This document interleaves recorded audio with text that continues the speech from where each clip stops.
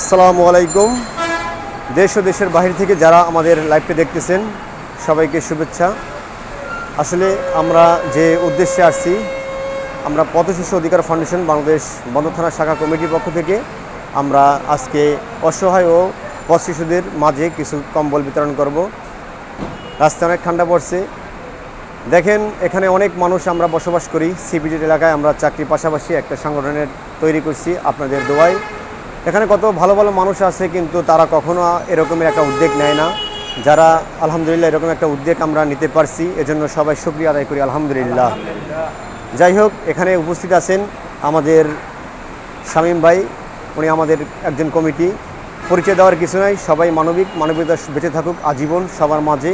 তারপরে নাজমুল হক, তারপরে আমাদের সাধারণ সম্পাদক জসিমউদ্দিন, আমি মোহাম্মদ ইব্রাহিম হলদার এবং আমাদের ধর্ম বিষয়ক সম্পাদক নুরুল ইসলাম হলদার, নুরুল আলম হলদার এবং আমাদের আসলাম ভাই, অর্থ সম্পাদক জীবন হলদার এবং আমাদের সাংগঠনিক সম্পাদক উপস্থিত আছেন এখানে নুরুল আলম ভাই।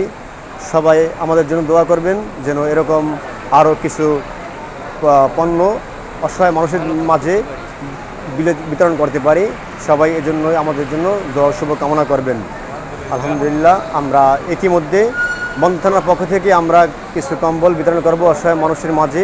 আপনারা আমাদের সাথে থাকবেন, দোয়া করবেন, যে যেখান থেকে পারেন আমাদের সাথে জয়েন করবেন।